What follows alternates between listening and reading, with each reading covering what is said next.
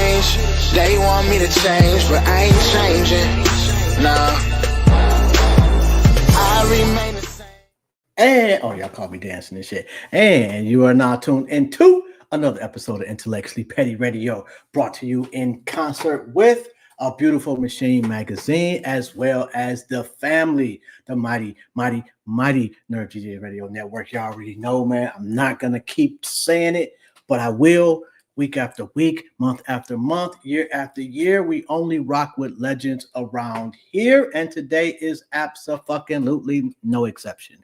We got Denzel Washington's favorite nephew's favorite actor, Marcus Woods, in the building. How you doing, King? What's going on, man? What's going on? Hey, that's an intro right there. Let me tell you. I've never in a million years been called Denzel Washington's favorite nephew. I love it.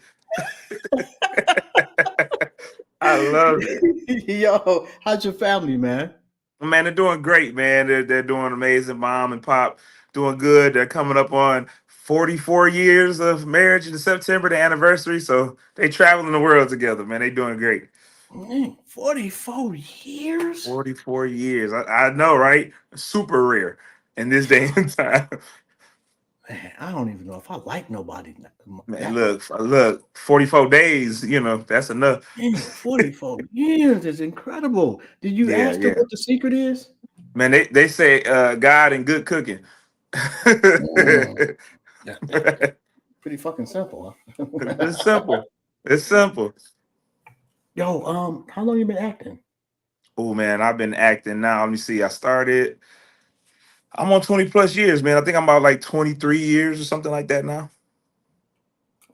Okay, you don't look old enough to have been acting for 20 something years. It's crazy. Well, see, when you say acting, I go back to my stage play days. You know what I'm saying? Okay. So I go back from stage. Well, honestly, church plays, and then I was like, well, this ain't all I want to do. I want to experience all of it. Like I want to be on the stage, and I want to be in film. I want to do commercials. So, but if I have to put it together, 23 years, yeah, man, I started in church plays as a teenager, and then just onward and onward. But thank you for saying I don't look old. I appreciate you. Something working. I'm doing something right. I'm absolutely an expert on looking old. Oh man, you look good. You don't crack. You know how it go. Shit, this is crack to the motherfucker.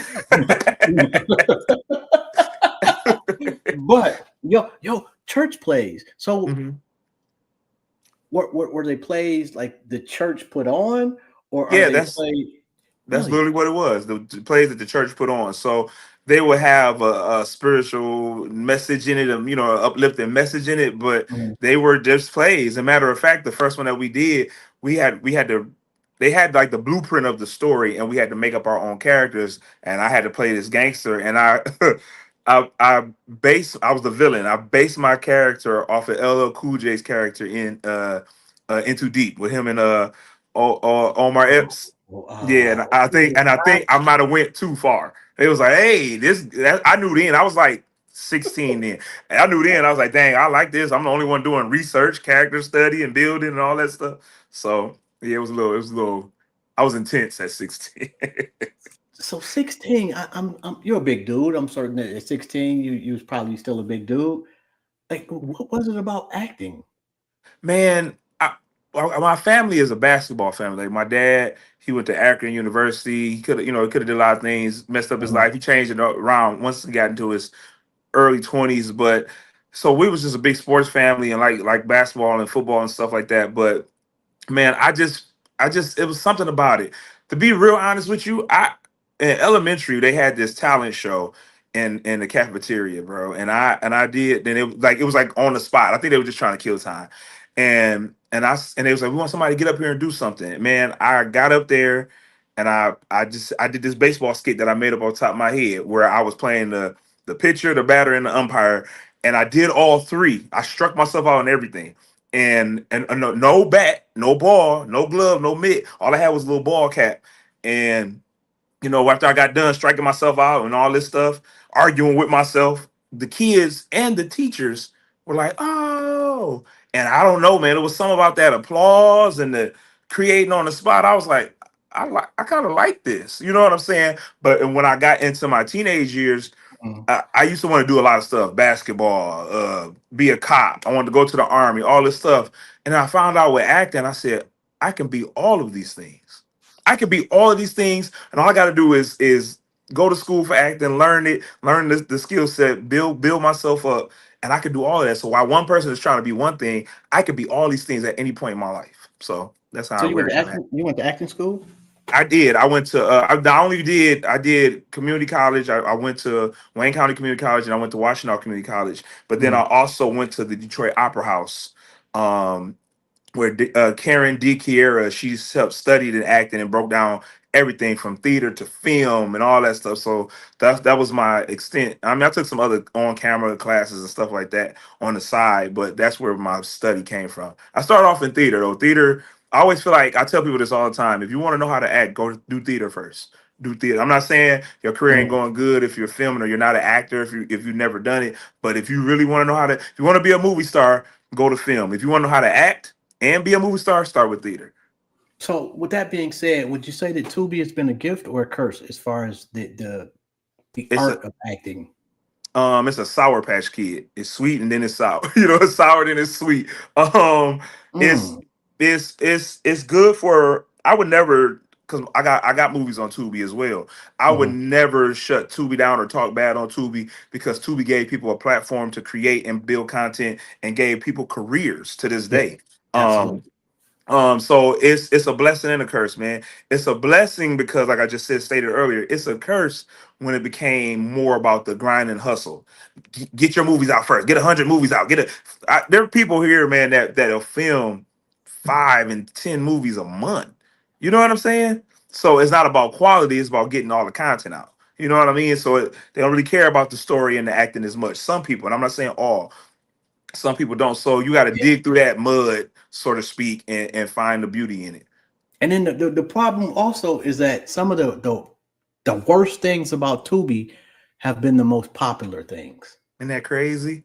The the the continuity mistakes. You know what I'm saying? Of where it was a pop in your hand, and then when they cut away and come back, it's a water in your hand. Like they love that kind of Oh stuff. They my love the god! drama of it all. You know what I'm saying? So there's an audience for it, and some people have figured out, okay, well, I'm gonna cater to that audience. You know what I'm saying? Yeah. But I'm blessed enough, man, to be with my representation that I got. They understood my talent and my gifts, and Mhm. I'm not stuck to one platform. I'm not stuck to one style of acting. My work is wide range from scientist to cop to gangster to father to it goes on and on and on. So I was just blessed enough to be able to let somebody see me and say, hey, he's not no one trick pony. You know what I mean? First gig that you got paid for. First gig I got paid for was a stage play. I got paid $110, and you couldn't tell me nothing. I thought I had arrived. It was called She That Findeth. It was a comedic stage play, and I learned my lines in 2 weeks because the person that they wanted, they dropped Mhm. out, and somebody said, I know a guy, called me and and said, can you learn your lines in 2 weeks? I was like, absolutely. I was shaking in my boots. I was like, I ain't never learned my lines in 2 weeks and be able to build a character. But it was probably to date one of the most fun characters I played. I played some airhead guy. I was an airhead best friend or something like that. But it was one of my best, some of my best work that's never been recorded or on film. But it was that She That Findeth, directed by Vincent Rutley, written and directed by Vincent Rutley. It was crazy. I'm sure it might be on YouTube somewhere in the archives of somebody's something, but but that was the very first time I got paid on stage. The very first film that I got paid for was a movie called which is also, this is on Tubi still, Mhm. My Sister's Keeper. My Sister's Keeper, and that was my first time playing a husband on TV, on screen, and it was amazing, man. I had such a good time. I remember the premiere for it was back in 2015. I think But I've seen that movie. I'm trying to. Was it three or four women that were like really? Was it it that movie? They were it like really had it good. was 3 women. They were like, one was two of them, well, all were best friends, and they all fell out. You know what I mean? And they were falling out because one of the women, has was trying to steal money from the church and had messed up me and my wife's relationship because I had an affair with her, and that's one of the reasons why she left. and then she came back and That caused all this nigga, turmoil. that It was nigga said good. she messed up our relationship Yeah, she did it, not me. Oh, because I had an affair with just one her. of them Adam and Eve moments. Eve brought the fruit. Yo, that's diabolical. It's not me. It's Not her. me. She did it. I was minding my business. Oh my god. Yo, so what? Thus far, what was the role where you were like, okay, I ain't doing shit else? um, Let me see. That's a good question. So many. Most of my stuff is gonna come from theater, but I did a play called at the Fisher Theater called My Brother Marvin, the Marvin Gaye story, written Mm, by Zeola Gay, his sister. It mhm, had Angela Dunlap directing it. Assistant director was Clifton Powell.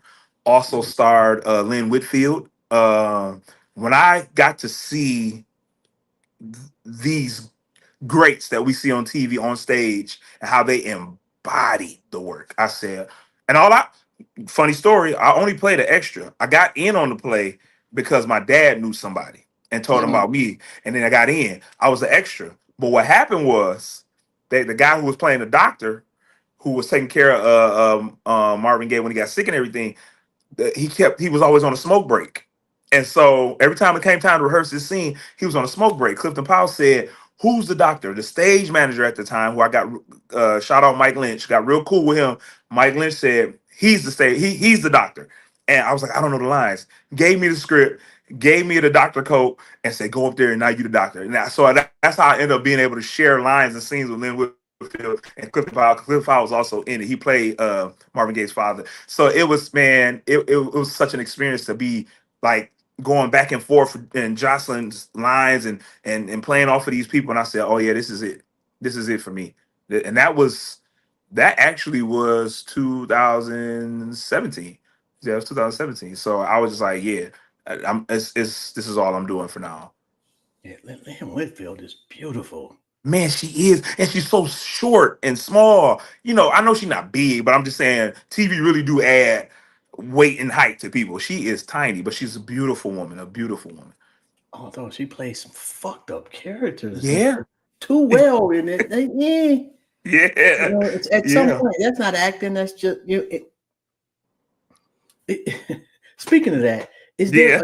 is there a character, somebody that did a character that to this day they did it so well that you can't unsee that character in them? Yeah, man. Pinky, Clifton Powell playing Pinky. It's hard. It's really hard to not see him be Pinky. Um, it's just hard. Like, what I'm saying, you try your best to see him in these other roles, but every now and then you'll hear that. You see him coming out in that wig, flopping, Oh man. God, that was crazy right there, dude, man. That's Yeah, just favorite movie. Coming to America, the first one, Yeah, that man. other shit, that was horrible. But Yeah, why they do that? money, With money, right? Money. It wasn't like, let me just say, okay, to me, it mhm, wasn't like terrible. yes, it was. However, It was it terrible. it was, they took so long, and then they didn't bring all the characters back. You know what I'm saying? So I think they missed it a little bit with that one. But the first one, Eddie Murphy has always been one of my favorite comedians and actors. Just his Mhm. style, the way he bring it, all that stuff, and for him to come in and showcase all his gifts and switching up the characters and all these things, it just did something to me, man. I just love that movie. It's funny. It's got drama. It's got a little action. You know what I'm saying? It's a little love story in there. So I feel like it hit the whole gambit of all genres. So it's one of my favorites. Was my favorite, honestly. I will say for black cinema, Eddie Murphy is grossly underrated for his contributions to making really good ass movies Yeah, yeah. centered around blackness. He don't get enough credit, and then he don't get enough credit. Like he talked about Boomerang. Matter of fact, I think it was on the number one on the call sheet, the thing that was on Peacock, and Mhm. he talked about how he got a lot of flack because most of the main characters who were business people were all black. You know what I Yes. mean? And they were mad. It was like, well, we're the white businessmen. We're the white. But he said they in there, they extras. They carrying the mail. They doing what they got to do. They just couldn't believe. But he was breaking barriers even back then by doing Yeah. stuff like that. He was Yeah. amazing though. Yeah, man. Like, although if I'm going like my favorite comedy slash actor, Hmm. probably Robin Williams. Yeah, because he's so good. He was so good. And then the way he switched it, like when he started doing I think it was the a photographer and he did Goodwill Hunting. I was just like, I didn't even know he could be serious. Like, you know what I'm saying? But so he was so good at both, man. Robin Williams, God rest his soul, he was an amazing talent. Amazing talent. Yo, I think it was SVU he was on, Yeah. Yep. and he was the bad guy. Mm-hmm. Yo, Crazy that work. creepy shit. Is there a dream character you'd like to play? Man, I want to do something with like some swords and some shields, man. Like I really like army pictures and military movies from to current with your handguns and grenades and your Mhm, nukes, but also like, the knights and stuff like that. And I actually looked it up, man. I can't think of his name right now, but there was a one African American knight. Well, he was African. I think it was French and he was French and African, but he mhm. he was like the first the literal Black Knight, and I was like, why nobody don't want to tell that story? So I'm working on some stuff. What So was this yeah, guy's name? I can't think of his name off the top of my head, because I was doing some research on him about a month or two ago, but I can't remember his name. If I go over to my study and figure all this stuff out, I have all that. But yeah, it was pretty good. There's some about the first Black Samurai. It's just there's a list of That stuff I that they heard don't about. talk Yeah, about. yeah, I've heard Yeah, about the Black Samurai, big dude, and somehow yeah, ended up in Japan. And yep. yeah, that although they say the black folks were the original. Well, the black folks is the original. Period. So Yeah, we were our people are the original. And when I say our people, because I'm just proud of my heritage, I'm proud of who I am. It doesn't mean that I don't like nobody else. It's just that I'm proud of being Black. I'm not hiding from that. yeah, I'm not giving you no disclaimer, nigga. I'm proud to be black. There we That go. part. we ain't doing we ain't doing that, bro. We ain't Hey, doing that. I got you. where you from, man? Man, I'm from Taylor, Michigan, believe it or not. My if you're talking about my roots, down south like everybody else, Mississippi, Alabama. But I'm from Taylor, Michigan. I that's where I still live.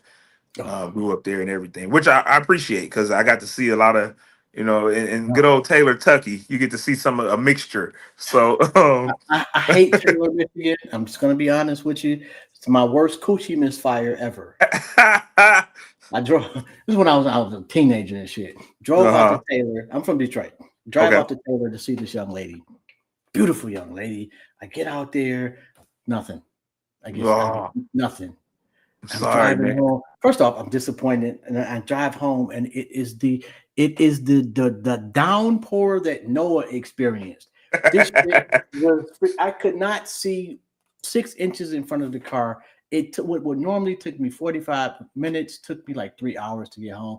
This shit was just a whole. I still remember that shit vividly, and I still hate her. By the way. I'm sorry. We didn't put petty in the Get it name off for your chest. Get it off your chest, man.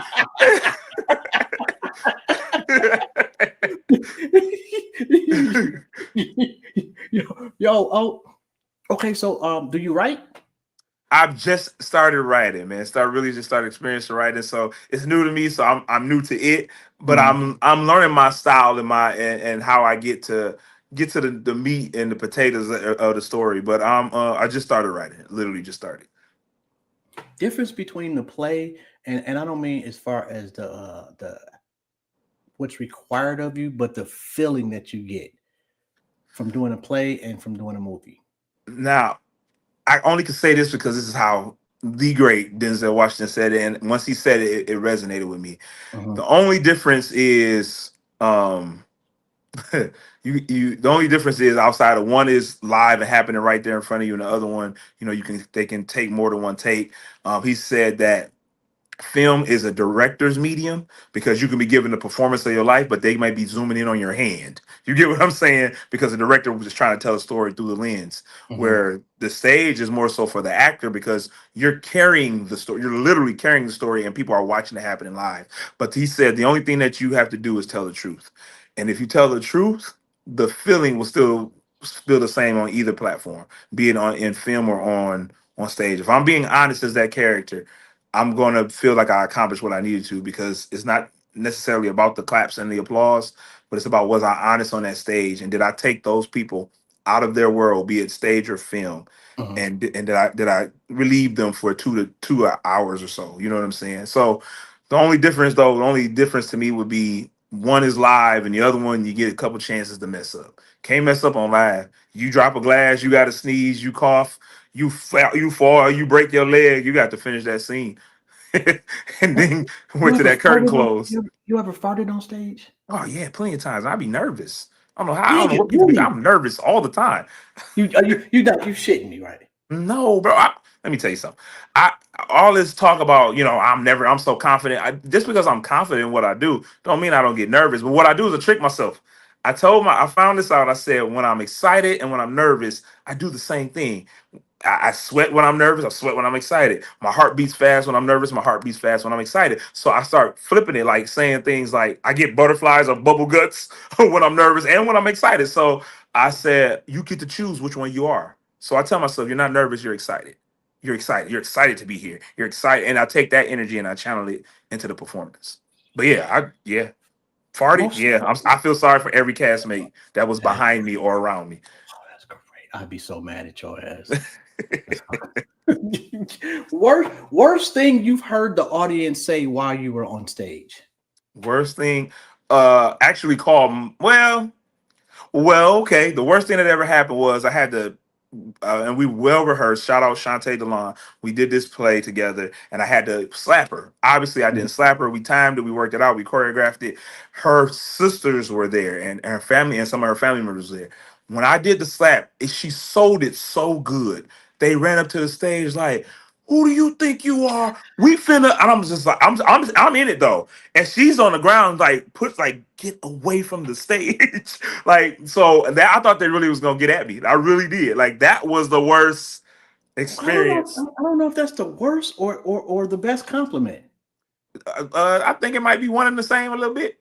Yeah, because Yeah, they one and the believe you, same. and that's the point of acting, right? Yeah. You want them to think that I actually did what I did. That I was actually that jerk that slapped that woman. You know what I mean? Yeah, So yeah, she should, and it was completely her fault. She's supposed to prepare her she family and say, sold yes. it. Yeah. What was she supposed to let them know? Yes, he slaps the shit out of me. It's not real. Meet him in the back. He's parked in Right. the back. Okay. What role was the most challenging for you? One of my most recent roles was I did a movie. You can watch this on Tubi, called Blind Trust, where I actually had to play blind. So that was the most challenging, because they told me, it was like, you're not Ray Charles in it. There will be no sunglasses and your eyes will be open. And I was like, oh, that's different. Like, for me, that was different.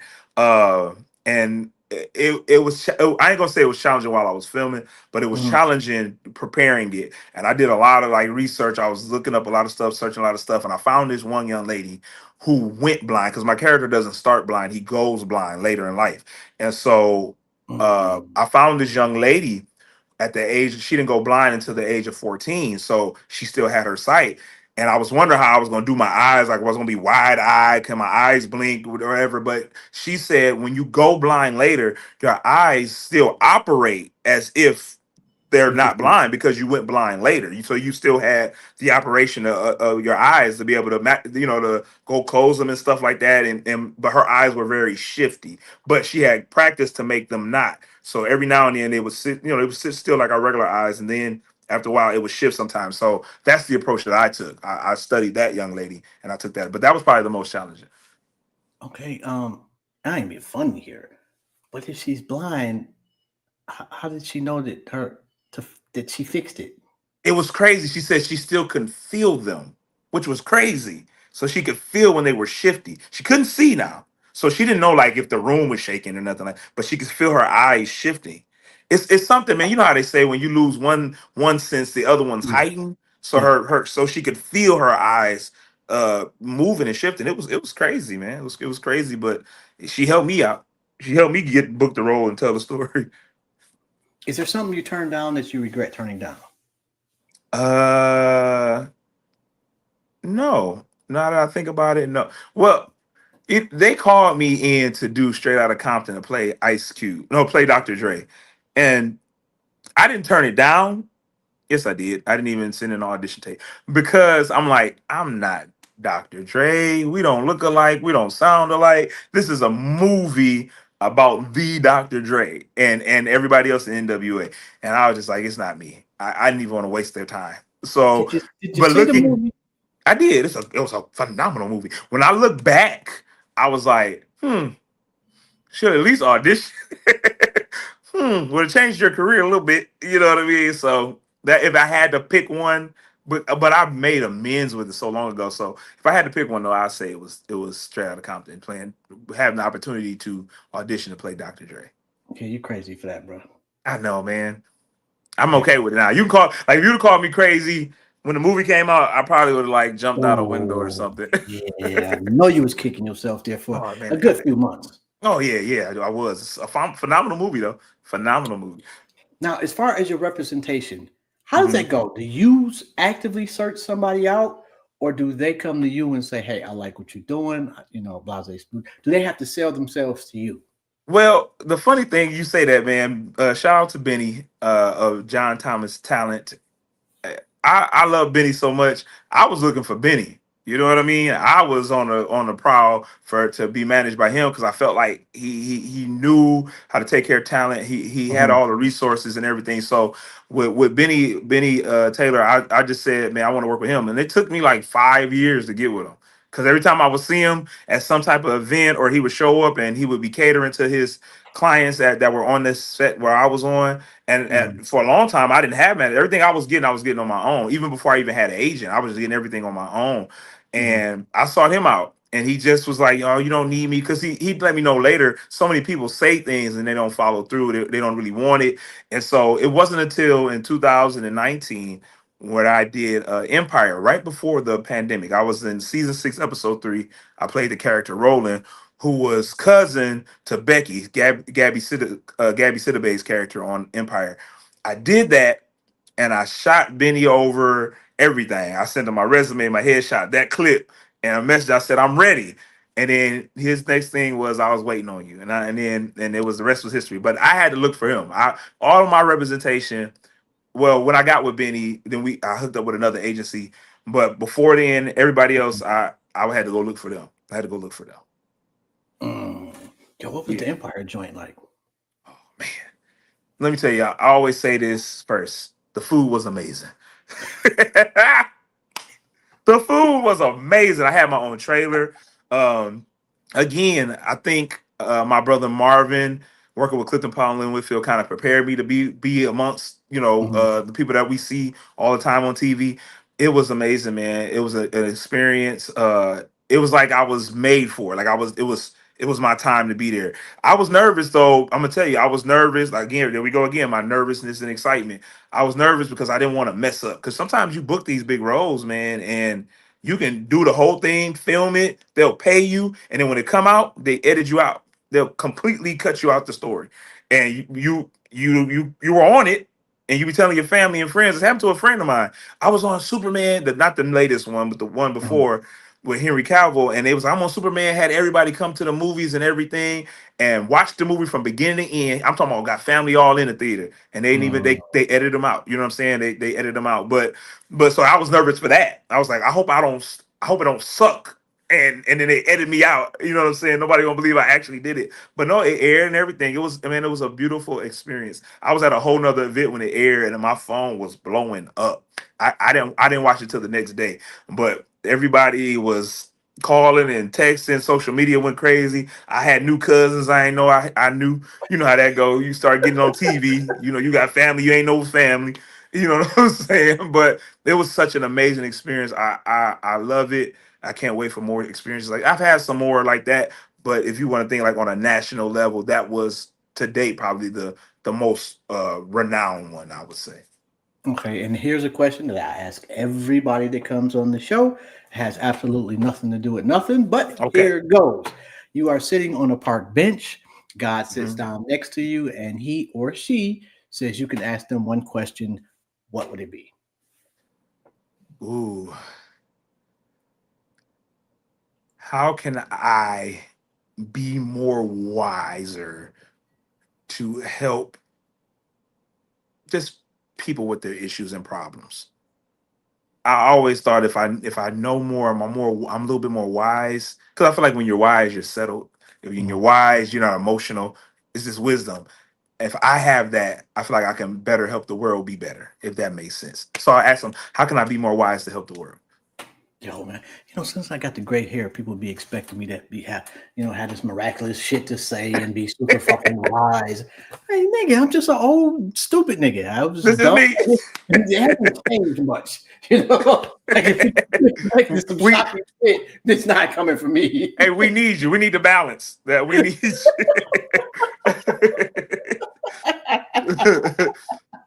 Yes, sir. So, what are you filming now? I'm actually getting ready to film A Good Man 3. Mhm. They with Kamal Smith and Joe Smith.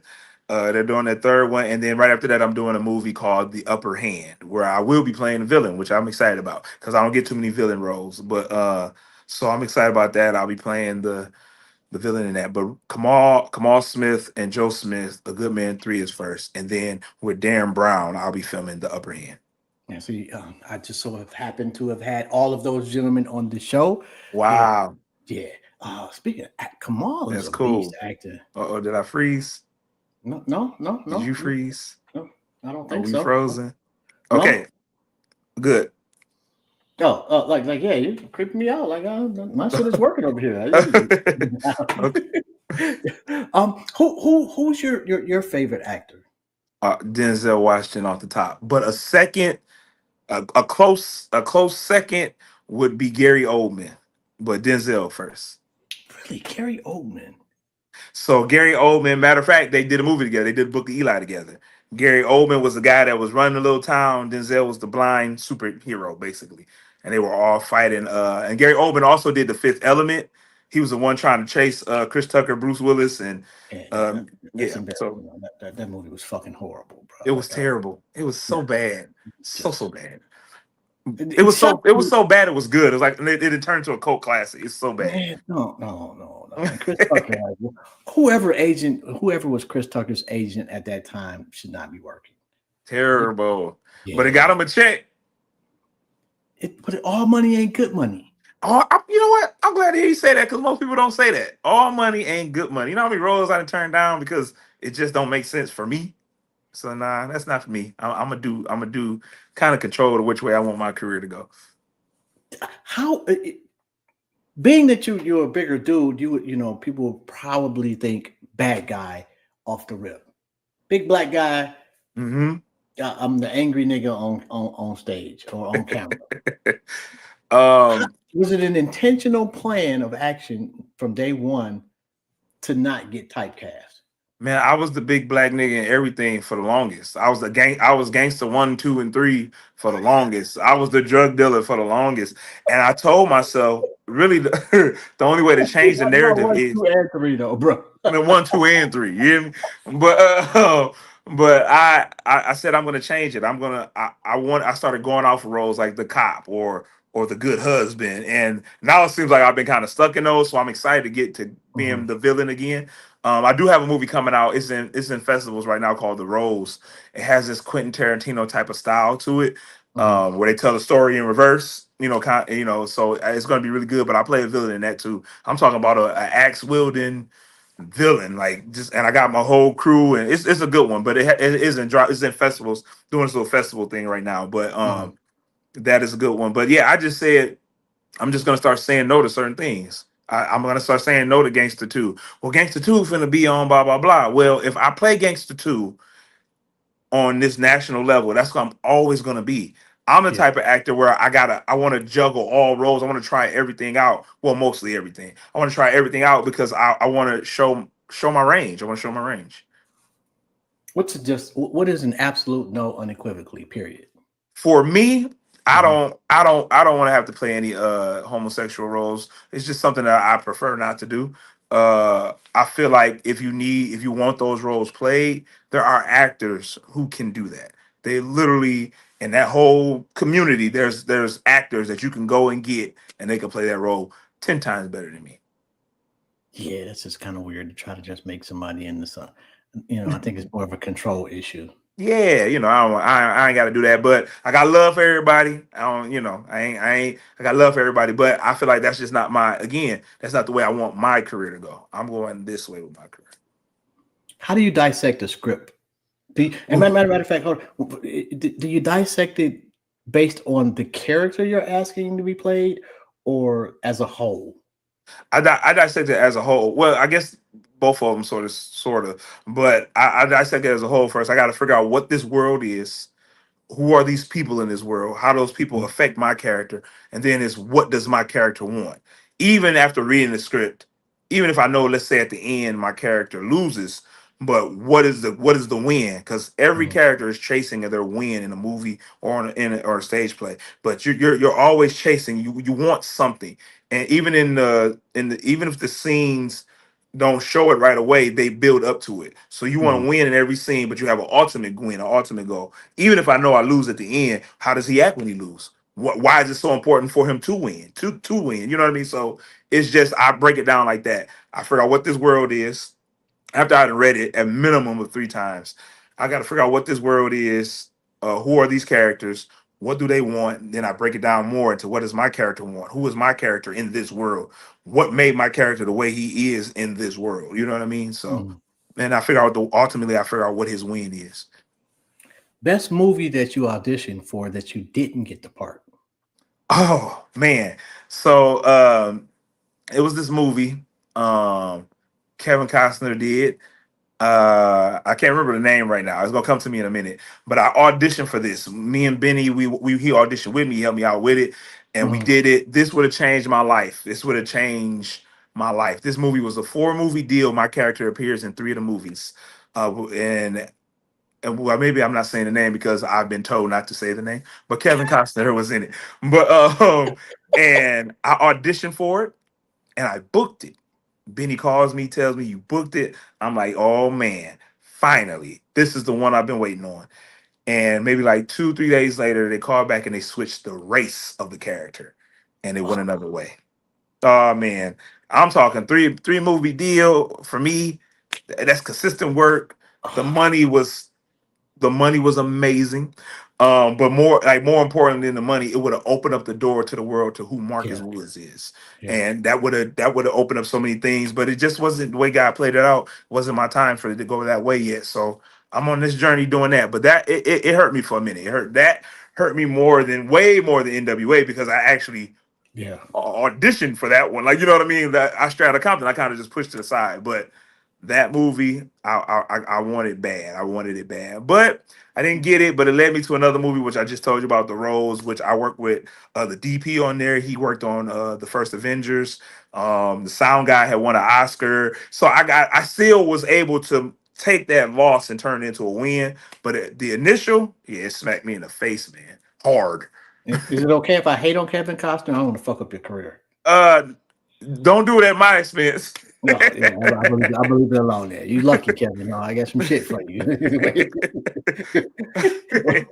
wait till I have a flashback to this interview. I'm on your ass.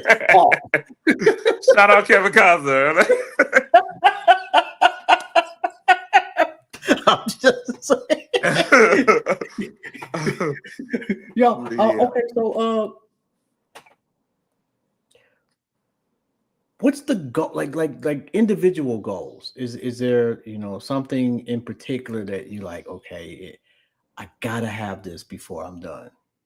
And I want the big one, man. I want the Oscar. I do. And I know people say, don't put all that pressure on yourself, and it's more than out here than the Oscars. But like when a basketball player starts playing basketball and they find out that they're really good and they keep getting better, they don't say, well, you know what, D1 is good. I'll just go D1 and that'll be my career. They say I Yeah, want to go to the NBA, and the really really good ones, the best ones, they want to go to the NBA and they want to win a championship or 3. You know what yeah, I mean? So. I want the big one, man. I want to before it's all said and done.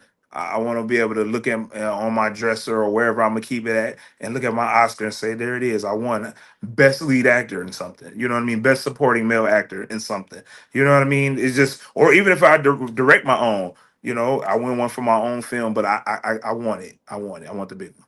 Okay, Denzel calls you, Hmm.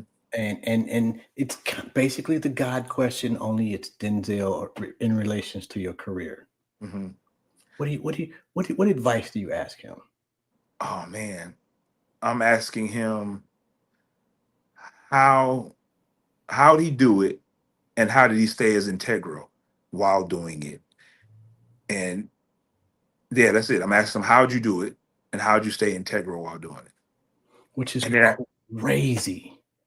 yeah, Like because it ain't too many black superstars in Hollywood, yeah, and for the amount of work this brother has put in to be, first off, he's still a brother, yeah, yeah. and that ain't never been questioned. Nope, Ain't never been no scandal. nope. Same woman for 8,000 years. Yeah. Like you couldn't draw a better role model for a black actor than Denzel that I'm aware of.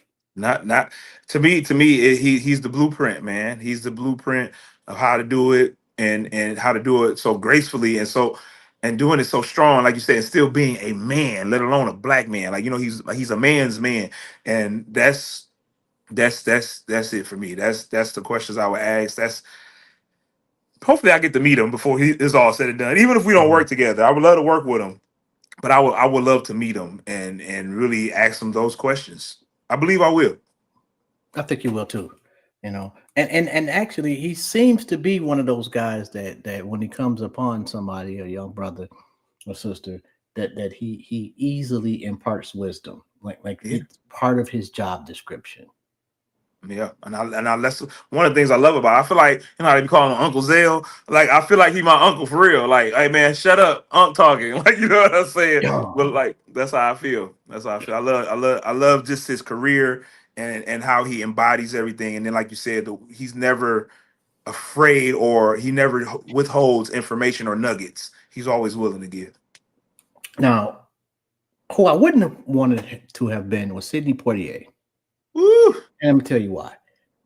Because the weight on his shoulders, first off, way more than any other black actor ever and ever will be. But the overt racism that he had to deal with and still maintain his integrity and his poise. Yeah, Because I yeah. lost my shit.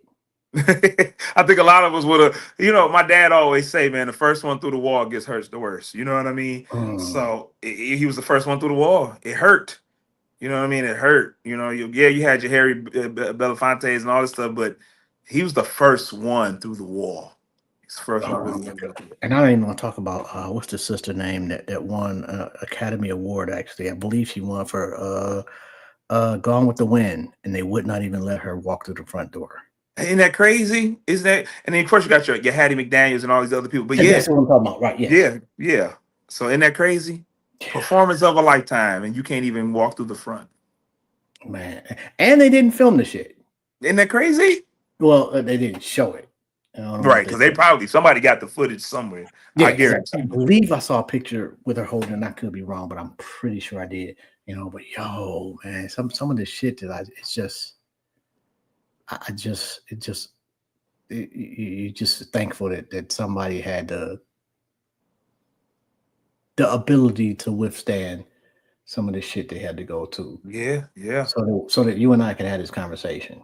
Isn't that crazy? I'm grateful, man. I'm grateful. You know, um, what as far as when a little kid comes to you Mhm. and they want to know what they need to do to become the actor that you are, what is your advice to them?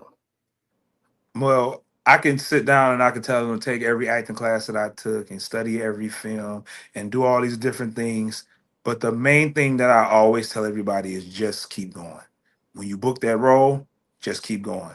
When you don't book that role, just keep going. And the reason I say just keep going, man, I had an opportunity to work really close with one of Megan Good's friends. Well, have a Mhm, conversation, I say. And mhm. I finally, I got on the phone with him, and I was like, man, I just need some advice, because he was working with Megan Good and things was going good. And I said, man, how can I get to where you doing? He said, just keep going. And I was like, what kind of bland? You know what I mean? I was so mad. And I hung up and we got off the phone. But that was probably the best advice that I got because that meant so much, but I just didn't know at the time. I know Mhm. if you just keep going, no matter it, like I said, you could book the role, just keep going. You're gonna be on top sometimes, and it's gonna feel good. But the way the world works, stuff turns. You know what I'm Yeah. saying? And you got to know how to just keep going because just like it was good and it got bad, well, when it's bad, it's gonna get good again. You just gotta keep going. So that's my message to any young actor or any actor at all, kid, whatever your experience. Just keep going. You just gotta keep going. Take the acting class, learn the lines, learn different dialects. Do what you got to do, but just keep going. Don't ever stop because the moment you decide to stop could be the very moment you miss the role of a lifetime. When was the last time you thought about quitting? Uh, 2018, right before Empire, because I just felt like it wasn't working. And I kind of took about almost a year off because I was Mhm. like, this ain't working. This is not hitting. This is not making it. And I'm tired of going out and doing this, man. And I thank God for my mom. She said this to me, and I've held on to it. She said, "Don't worry about if you can't get them to get to notice you." She said, "You just be good enough, and they'll find you." And that's something that made me get back on the wheel and just keep going, man. Shout out my parents. Yo, you cannot beat good parents. No, no, and I'm grateful for them too. I am. Yo, persistence. Like, Yeah. talent doesn't usually win. No, it doesn't. Persistence doesn't usually lose. Nope. There are bad actors with good careers. Oh, You I've know seen a what I lot. mean? Oh my god. But they Let me just ask wouldn't quit. let me ask you this.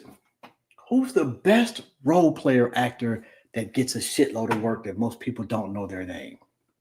Ooh, um, And I don't even know if role player is the best. I think character actor is the term. character actor. I was gonna say Johnny Depp, but people know Johnny Depp. Um, Yeah, Johnny Depp is a fucking superstar, bro.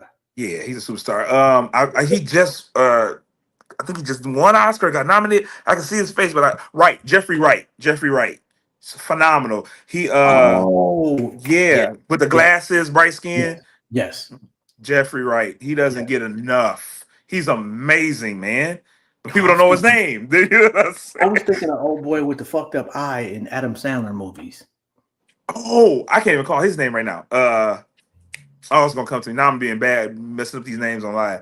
Him, Uh him or Ron Howard's brother. Ron Howard's brother got a fucking resume, yeah. It's like a list, like a long, and yeah. that is the weirdest looking dude ever. Like, Well, I but mean, he Forrest Whitaker is the weirdest looking dude ever too, but he's out here. Well, some people would say he's a weird looking dude, but look at him. Have you seen his wife? She's phenomenal.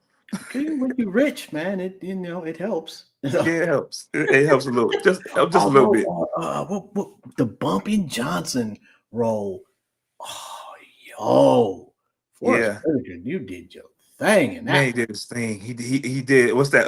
Is it what is the name of the show? It's not Hoodlum. Hoodlum is what Lawrence Fish, or No, is that's it? one. No, I know. that was Lawrence Fishburne.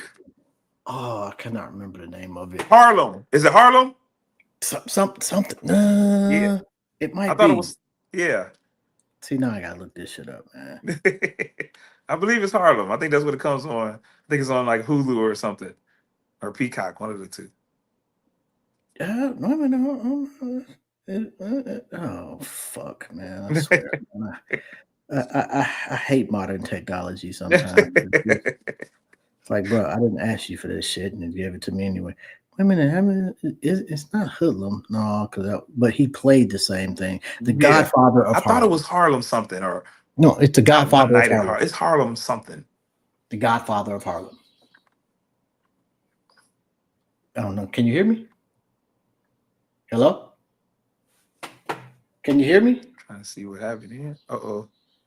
Yeah, I'm not sure what Having happened, but trouble connecting. This is often caused by an unstable internet. What? well, I can hear you and see you, and the connection is it's flawless from our standpoint. No, we ain't It got but looks 10 pretty minutes left stable. anyway, so yeah, I don't know That's what why I to tell sit you here and there. smile just in case y'all can see. He said, I'm gonna sit there and smile just in What you case. were doing?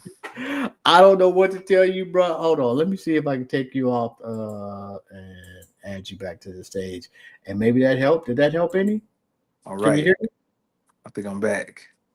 Can you hear me? Just can't see her here. But I'm gonna be here.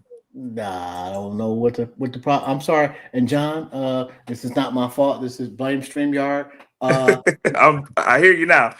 Oh, you hear me okay? I hear you and see you. Yes. Oh, okay, yeah, because we can see and hear you the whole time. You know, Oh, I'm just I think gonna I didn't do nothing smile in crazy. case they can see me and shit. Woo! Because they ain't do nothing crazy. If people want to book you, they want to get in contact with you. How they go about doing that? Email John Thomas Talent at www.johnthomastalent@gmail.com.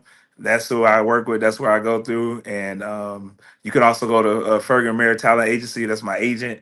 And reach out to Peter, and Peter will get with you too if you want to reach me or book me for anything. I host events. I do all that good stuff. I just can't sing. Respectfully, John, I've never seen anybody spell Thomas that way. Yeah, me neither. I was all like, that is John Thomas. I ain't know what it was. So they Right. told me. I feel like I should put my pinky up when I say it. John Thomas. I think we having too much fun on this interview. I'm enjoying myself, man. I'm just an old fat nigga in my basement, bro. It's like to talk to people. So, but definitely one of my favorite conversations I've had. Truly appreciate you for stopping by, bro. And please, John Tomas, make sure we. That's why I named it that. We need some tickets, bro. Like, hook us up, and if there's anything we can possibly do for you, come on, man. Benny already knows, man. We got you. Appreciate that. Truly, yeah. This has been dope, bro. Oh, thank you, man. I had a wonderful time. I really did. It was a good time. Hey, man. We try over here. Totally unrelated. Okay. I was talking to Corey Cofield at 5:00. And I'm 53. Him and I are 53. I'm just curious. What would be too old a woman at 53 for you? Too old a woman at 53? Yes. I think it was smashing somebody that was 70. And I'm just like that. That is just crazy work. That's too much. Well, I don't know because I don't know. I never looked that deep into the future. But I mean, hey, if she's 70 and she make him feel like they both 30, then more power to him. How? Hey, it's 2025. The way technology and health and science is, we don't even look our age no more. Nigga, I do. You look great. Stop being so hard on yourself. You're doing great. Anyway, man. Let me get out of here, man. You have a fucking phenomenal evening on purpose, man. I truly appreciate you. And shout out to you, John. Appreciate everything that you're doing, man. You got a phenomenal talent on your hands, man. Y'all have a good one. You have a good one too. Thank you. All right, no doubt, bro. Peace. Before I get out of here, man, let me shout out my manager, Rita, who is just been, she has put her foot in the motherfucking show over the last, I don't know, has it been years, some change? However long it's been, Rita. And speaking of chasing the motherfucker, I had to chase Rita to be my manager for some time. So I understand exactly what you mean there, Marcus. But it's been well worth it because she, like I said, the best in the galaxy. Anyway, I'll see y'all next week at 5:00. The same back channel, same back time. You already know this is Jobs. And this has been another episode of Intellectually Petty Radio. And I'm out. If I can actually end the stream. All right, we out. Peace.